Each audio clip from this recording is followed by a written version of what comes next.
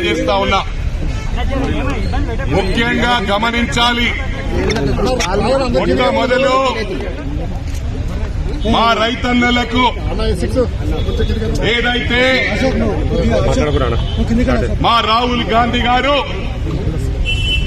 మా అన్న గౌరవ ముఖ్యమంత్రి రేవంత్ రెడ్డి గారు రుణమాఫీ చేస్తానన్నాడో అదే దిశలో పోతా ఉన్నాము. ఇది గమనించాలి. హరీష్ రావు మాటలు, కల్వకుంట్ల కుటుంబం మాటలు నమ్మకండి. మీరన్నీ కూడా వీడియో క్లిప్పింగ్స్ ఉన్నాయి. మాజీ గౌరవ ముఖ్యమంత్రి కేసీఆర్ గారు ఏమన్నారంటే, ఈ రుణమాఫీ ఏదైతే రాహుల్ గాంధీ గారు చెప్పిండ్రో మరి అదే విధంగా రేవంత్ రెడ్డి గారు చెప్పిండ్రో జీవిత కాలంలో కూడా వాళ్ళతో సాధ్యపడదని చెప్పిండ్రని కూడా ఈ సందర్భంగా తెలియజేస్తా ఉన్నా. అంటే రైతన్నలకు విజ్ఞప్తి చేస్తా ఉన్నా, ఒకటి గమనించాలి, ఈ టీఆర్ఎస్ పార్టీకి ఈ బీఆర్ఎస్ పార్టీకి రుణమాఫీ కావద్దనున్నది. వాళ్ళకి ఏదైనా ఉంటే ఈరోజు ప్రజలిచ్చిన తీర్పు ఈ ప్రభుత్వానికి మంచి సూచనలు ఇవ్వచ్చు. ఏదైనా ఉంటే మా గౌరవ ముఖ్యమంత్రి గారికి సజెషన్స్ ఇవ్వచ్చు. ఈ విధంగా అయితే అని మేము అమలు చేస్తా ఉన్నాం. గౌరవ ముఖ్యమంత్రి గారు స్ట్రిక్ట్ గా చెప్పాడు, ఏ గ్రామంలో సిద్దిపేట నియోజకవర్గంలో ఏ గ్రామంలో అయినా technical problem, Aadhaar cards problem ఏదైనా ఉంటే డీసీసీ ఆఫీస్ సిద్దిపేటలో ఉంది. తుమ్కుంట నర్సారెడ్డి గారు అధ్యక్షులు, జిల్లా పార్టీ అధ్యక్షులు, మీరు నేరుగా ఆ ఆఫీస్ కు రావచ్చు. మరి అదే విధంగా నియోజకవర్గ ఇన్ఛార్జ్ హరికృష్ణ గారి క్యాంప్ ఆఫీస్ ఉంది. అక్కడ కూడా మనుషులు ఉంటారు. మీరు ఏ గ్రామంలో అయినా సిద్దిపేటలో రైతన్నలకు ఇబ్బంది ఉంటే అక్కడ తెలియజేయండి. వెంటనే నాతో పాటు ఇక్కడ మెదక్ జిల్లా గాని అదేవిధంగా సిద్దిపేట జిల్లా గాని 2 జిల్లా వాళ్ళం ఓ కుటుంబ సభ్యుల్లా ముందుకు పోతా ఉన్నాం. ఎవరికి సమస్య ఉన్నా అందరు ఇన్ఛార్జ్లు, నియోజకవర్గ ఇన్ఛార్జ్లు ఆ నియోజకవర్గంకి వస్తారు. ఎవరు అందుబాటులో ఉంటే వాళ్ళు వెంటనే మీరు తెలియజేసిన వెంటనే నెక్స్ట్ డే ఆ గ్రామానికి వచ్చి వాళ్ళ సమస్య పరిష్కారం చేస్తానని చెప్పి కూడా మరి అది కూడా గమనించాలి. రేవంత్ అన్న గారు రాహుల్ గాంధీ గారు ఏవైతే గైడ్ లైన్స్ ఇచ్చిండ్రో దాని ప్రకారం 100కి 100 అమలు చేస్తామని చెప్పి కూడా ప్రజలందరికీ మా రైతన్నలకు విజ్ఞప్తి చేస్తా ఉన్నా. ఈ హరీష్ రావు ఈ అరాచక పాలన 40 సంవత్సరాల నుంచి సిద్దిపేటలో కాదు ఒక వెలుగుతా ఉన్నారు. నిన్న చాలా మంది సిద్దిపేట నియోజకవర్గం నుంచి నా పాత మిత్రులు, ఎందుకంటే నేనెప్పుడు కూడా పార్టీలకు అతీతంగా పనిచేసేవాణ్ణి. టీఆర్ఎస్ పార్టీ వాళ్ళు అన్ని పార్టీల వాళ్ళు ఫోన్ చేసి, అరే మీరు వెంటనే సిద్దిపేటకు వస్తుండ్రంట, వీళ్లకు అంటే సిద్దిపేట మీద పడుతున్నారు, కారం పొడి జల్లుండ్రి, రాళ్లు కొట్టుండ్రి అని చెప్పి హరీష్ రావు చెప్పిండని చెప్పి కార్యకర్తలు చెప్పిండ్రు. నేను అడిగాను మీరేం చేయదలుచుకున్నారని.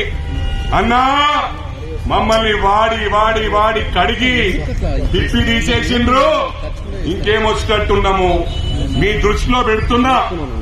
ఒకటి నా విజ్ఞప్తి, ఎవరైనా తెలియక మాలాగా మేము ఏ విధంగానైతే టీఆర్ఎస్ బీఆర్ఎస్ లో బలయ్యామో మరెవరైనా అమాయక ప్రజలు అమాయక కార్యకర్తలు వాళ్ళు బలి అవుతారేమో, మీరు జాగ్రత్త పడండి అంటే వెంటనే మా కార్యకర్తలందరికీ విజ్ఞప్తి చేశాను. ఏ పార్టీలో ఉన్నా కూడా మా కుటుంబ సభ్యులే. గతంలో కూడా హరీష్ రావు ఇదే విధంగా కొంతమంది కార్యకర్తలను 10 సంవత్సరాల క్రితం కొడితే ఈ గడ్డ మీదకి వచ్చి చెప్పాను, ఏ కార్యకర్తనైనా కొడితే వాళ్ళు మా కుటుంబ సభ్యులే, వాళ్ళని ఏమనము, చక్కగా హరీష్ రావు మీద దాడి చేస్తామని చెప్పిన. నిన్న కూడా అదే చెప్పినా, ఎవరైనా కారం పొడి గాని రాళ్లు కొడితే హరీష్ రావునే గెరావ్ చేసి ఆయన కంట్ల కారం కొడతామో రాళ్లు కొడతామని చెప్పి సందర్భంగా తెలియజేస్తా ఉన్నా. ఇది గమనించాలా. మీరు చాలా ఉద్ధరించినమో పడగొట్టినామనుకుంటుర్రు. పడగొట్టింది ఏమీ లేదు. లక్షల కోట్ల స్కాము. మీరేమో అనుకుంటుర్రు, రేవంత్ అన్న ఏమంటలేడు, ఈ ప్రభుత్వం ఏం పట్టించుకుంటలేదు. మళ్ళా ఇంతకు ముందు గతంలో 10 సంవత్సరాలు ఆడిందే ఆట, పాడిందే పాట. మళ్ళా మన రాజ్యమే అనుకుంటున్నారు. సవాలే లేదు. మీరు జైలుకు పోయే వరకు ఈ రేవంత్ రెడ్డి గారు నిద్రపోరు, మా కాంగ్రెస్ కుటుంబ సభ్యులు నిద్రపోరని చెప్పి సందర్భంగా హెచ్చరిస్తా ఉన్నా. ఇంకొకటి గమనించాలా, మొన్న క్యాంప్ కార్యాలయంలో మా కార్యకర్తలు మరి పోలీస్ డిపార్ట్మెంట్ ను కూడా సిపి గారితో మాట్లాడాను, ఇక్కడ ఏసీపీ గారితో మాట్లాడాను. మా ఫ్లెక్స్లు ఏవైతే రాజీనామా చెయ్యమని వేస్తే ఆ ఫ్లెక్స్లు జింపేశారు. డిపార్ట్మెంట్ కు చెప్పాం. మేము ఎందుకు చెప్పామంటే ఇది గమనించాలా. మీరు చాలా ఉద్ధరించినమో పడగొట్టినామనుకుంటుర్రు. పడగొట్టింది ఏమీ లేదు. లక్షల కోట్ల స్కాము. మీరేమో అనుకుంటుర్రు, రేవంత్ అన్న ఏమంటలేడు, ఈ ప్రభుత్వం ఏం పట్టించుకుంటలేదు. మళ్ళా ఇంతకు ముందు గతంలో 10 సంవత్సరాలు ఆడిందే ఆట, పాడిందే పాట. మళ్ళా మన రాజ్యమే అనుకుంటున్నారు. సవాలే లేదు. మీరు జైలుకు పోయే వరకు ఈ రేవంత్ రెడ్డి గారు నిద్రపోరు, మా కాంగ్రెస్ కుటుంబ సభ్యులు నిద్రపోరని చెప్పి సందర్భంగా హెచ్చరిస్తా ఉన్నా. ఇంకొకటి గమనించాలా, మొన్న క్యాంప్ కార్యాలయంలో మా కార్యకర్తలు మరి పోలీస్ డిపార్ట్మెంట్ ను కూడా సిపి గారితో మాట్లాడాను, ఇక్కడ ఏసీపీ గారితో మాట్లాడాను. మా ఫ్లెక్స్లు ఏవైతే రాజీనామా చెయ్యమని వేస్తే ఆ ఫ్లెక్స్లు జింపేశారు. డిపార్ట్మెంట్ కు చెప్పాం. మేము ఎందుకు చెప్పామంటే గతంలో హరీష్ రావు ఫ్లెక్స్లు ఎప్పుడైనా కాంగ్రెస్ కుటుంబ సభ్యులు చింపడానికి ప్రయత్నం చేశారా, ధైర్యం చేశారా అంటే పోలీసులతో మా క్యాడర్ ను మొత్తము 10 సంవత్సరాల్లో అంచివేసిన సంగతి గుండె మీద చెయ్యి వేసుకొని ఆత్మ పరిశీలన చేసుకోవాలి హరీష్ రావు అని చెప్పి సందర్భంగా తెలియజేస్తా ఉన్నా. ఇవాళ డెమోక్రసీ గురించి మాట్లాడుతా ఉన్నావు, ప్రజాస్వామ్యం గురించి మాట్లాడుతా ఉన్నావు. ఒకటి గమనించాలా, ప్రజాస్వామ్యంలోనే ఉన్నాం మనం. ఉదాహరణకు ఇంకా ఇదే ప్రభుత్వం ఉందనుకుంటున్నావు. క్యాంప్ కార్యాలయంలో మీ మామ ఫోటో పెట్టినావు బయట. ఇది ప్రభుత్వ ఆస్తి. ఇవాళ ఉన్నది కాంగ్రెస్ ప్రభుత్వం. మా రేవంత్ అన్న ఫోటో ఉండాల. ఇప్పటికైనా నువ్వు ఇంకా ప్రభుత్వం ఉందని అనుకుంటే హరీష్ రావుకు గుర్తు చేస్తున్నా, రేవంత్ రెడ్డి మా గౌరవ ముఖ్యమంత్రి ఫోటో ప్రతి క్యాంప్ ఆఫీస్ లో ఉండాలి. గతంలో ఏ కాంగ్రెస్ ఎమ్మెల్యే ఉన్నా కేసీఆర్ ఫోటో ఆ గౌరవ ముఖ్యమంత్రి, గత గౌరవ ముఖ్యమంత్రి ఫోటో ఉండే. అది నీకు తెలియదా? మరి డెమోక్రసీలో లేవా అని చెప్పి అడుగుతా ఉన్నా. మరి ఇంకొకటి ఉదాహరణ, ఈ గొడవ ఫ్లెక్స్ గొడవ 2 రోజులు అయిపోయింది. మా కార్యకర్తలు ఏడుస్తా ఉన్నారు. నేను బెంగళూరులో పెళ్లికెళ్లిన 2 days తర్వాత వస్తా, తప్పకుండా రాఖీ పౌర్ణమి రారు, మిమ్మల్ని ఇబ్బంది పెట్టకుండా 20 తారీఖు నాడు తప్పకుండా వస్తా అని చెప్పిన. మరి హరీష్ రావుకు డెమోక్రసీలు ఉన్నాడనుకున్నాడో మరి ఇంకా ఆయన రాజ్యంలో ఉన్నాడనుకున్నాడో. పర్మిషన్ కు మేము ఫస్ట్ పెట్టినాం. డీజీపీ గారికి ఈ రోజుకు పర్మిషన్ పెట్టాము. మేము కార్యకర్తలను కలవనున్నాం. మరి అదే విధంగా రాజీవ్ గాంధీ గారికి అదేవిధంగా మా రేవంత్ అన్నకు పాలాభిషేకం చేస్తామని చెప్పిన. అయితే ఇదే రోజు హనుమంతరావు, మైనంపల్లి మొత్తం జిల్లా వాళ్ళంతా లీడర్లు, ముఖ్య నాయకులు వస్తున్నారు. మరి మేము కూడా పర్మిషన్ పెడదామని చెప్పి, మరి ఎంతవరకు న్యాయం అని చెప్పి ఈ హరీష్ రావుని అడుగుతా ఉన్నా. కార్యకర్తలకు విజ్ఞప్తి చేస్తా ఉన్నా. ఉద్యమకారులు ఎందరో బలైపోయినరు. ఉద్యమకారులు మరి నా గురించి అడగండి. వాళ్ళ చావులకు, పెళ్లిళ్లకు నేను హెల్ప్ చేసిన. గుండె మీద చేసి ప్రమాణపూర్వకంగా తెలియజేస్తా ఉన్నా. ఇది ఉద్యమకారులకు తెలుసు. వీళ్ళు ఉద్యమకారులను వాడుకునుడే. ఇవాళ కూడా కారం జల్లు, రాళ్లు కొట్టురు అని చెప్పి ఈయన దొరేండో ఉన్నాడు. మేము ఆ సంస్కృతి కాదు. ఏదున్నా కార్యకర్తలకు ముందు నిలబడతాం, కార్యకర్తలకు ప్రాణం ఇస్తాం. కార్యకర్తల కన్నా ముందు మేముంటాం తప్ప వెనుకుండి రాజకీయం చేసి మ్యాచ్ బాక్స్ దొరకలేదని ఆనాడు శ్రీకాంత్ చారి ప్రాణాలు కోల్పోయిండు. ఆయన దలగబెట్టుకుండు. 1200 కుటుంబాల ఉసురు ఈ కలువకుంట్ల కుటుంబానికి హరీష్ రావుకు తాకనున్నదని చెప్తా ఉన్నా.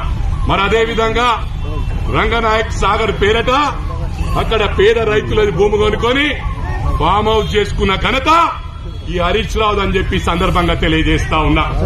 మరి అదే కాకుండా డిఎక్స్ఎన్ కంపెనీ పేరట పేద రైతులది వందలాది ఎకరాలు 3 లక్షలకు కొనుక్కున్న ఘనత హరీష్ రావుది. మరి అదే 3 లక్షలకు కొనుక్కున్న 100 ఎకరాలు 15 లక్షలకు డిఎక్స్ఎన్ కంపెనీకి అమ్మింది వాస్తవం కాదా?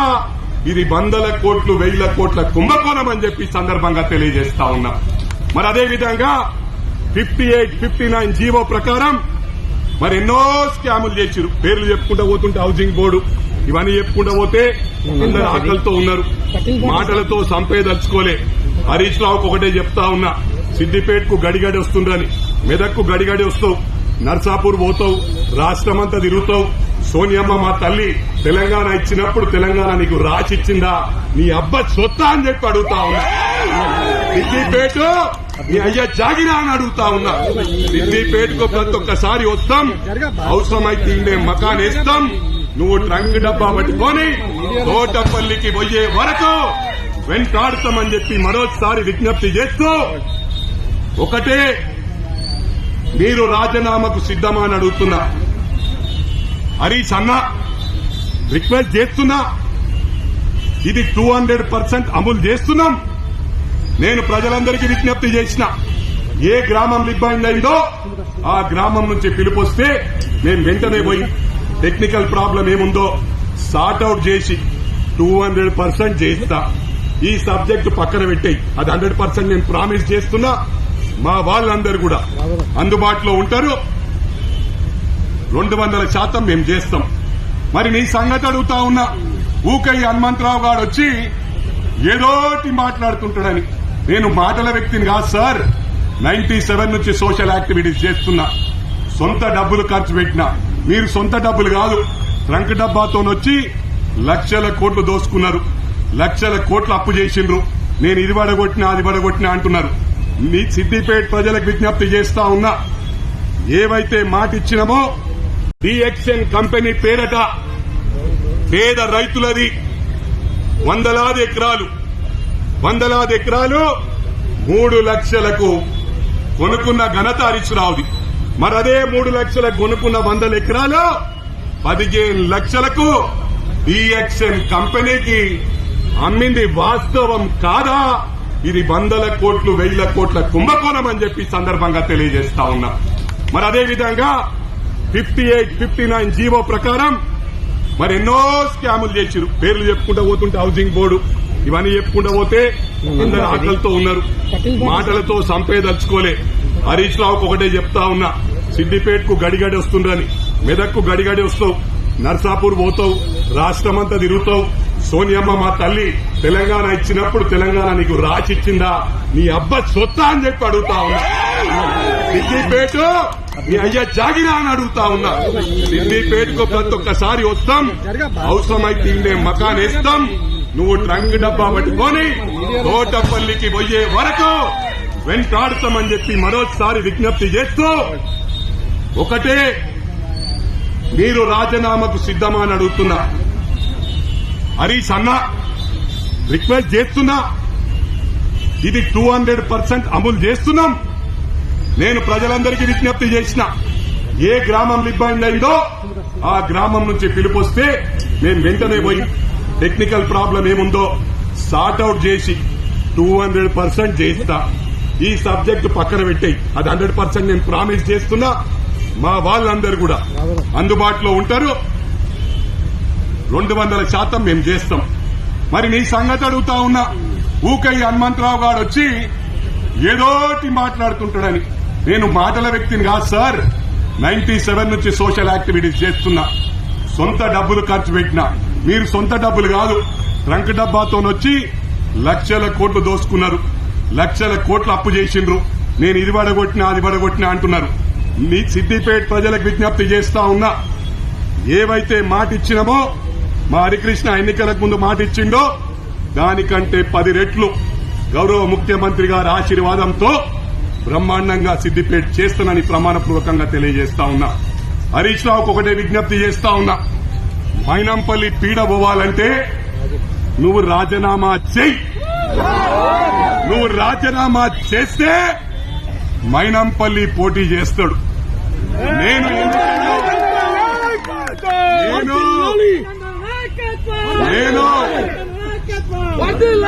నేను ఎన్నికల్లో ఓటమి పాలైతే ప్రమాణపూర్వకంగా ప్రామిస్ చేస్తున్నా, సోషల్ సర్వీస్ చేస్తా, మా నాయకుల కోసం తిరుగుతా.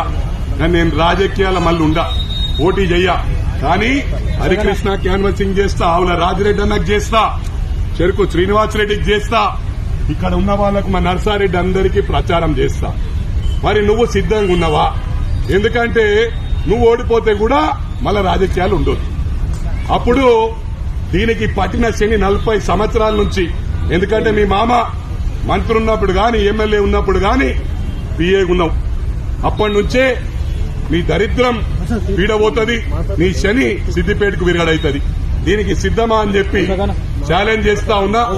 ఓటమి గెలుపు అనేది ఓడుతుంటారు, గెలుస్తుంటారు. 5 క్రికెట్ మ్యాచ్లు ఆడితే 3 సెంచరీలు కొడతాం, 1 డక్అవుట్ అవుతాం. నేను డక్అవుట్ కావడానికి సిద్ధం, సెంచరీ కొట్టడానికి సిద్ధం. నువ్వు సిద్ధమా అని అడుగుతా ఉన్నా. గతంలో కూడా నేను నెల రోజులు స్పీకర్ గారికి తిరుపతికి వెళ్లి, కిరణ్ కుమార్ రెడ్డి గారు స్పీకర్ ఉన్నప్పుడు నేను నా రాజీనామా సమర్పించి మన హరీష్ రావుకు ఛాలెంజ్ చేసిన, నువ్వు కూడా రాజీనామా చేయి. అమరవీరుల కుటుంబాలకు నా మెదక్ నుంచి పోటీ చేసే అవకాశం ఇస్తా, నీ సిద్దిపేట నుంచి పోటీ చేసే అవకాశం నువ్వు ఇవ్వమన్నా. నెలన్నర ఆపినాక ఇక ఆయన ముందుకు రాలే. దండం పెడుతున్నా అన్న, నా పీడ నీకు పోవాలంటే నువ్వు డేర్ చేసి ముందుకు రా. నీకు పూర్తి కాన్ఫిడెన్స్ ఉంది కదా, ఎంతో సర్వీస్ చేసినావు కదా. రిక్వెస్ట్ చేస్తున్నా, ఈ రాష్ట్రంలో రాజకీయాల్లో మైనంపల్లి అన్న, హరీష్ రావు అన్న ఇద్దరే ఉండాలి. ఇద్దట్లో ఒక్కరు ఉండాలి. మైనంపల్లి అని ఉండాలా, హరీష్ రావు అని ఉండాలా. జై కాంగ్రెస్, జై సోనియా గాంధీ, జై మల్లికార్జున్ ఖార్గే, జై రాహుల్ గాంధీ, జై ప్రియాంక గాంధీ, జై రేవంత్ రెడ్డి అన్న.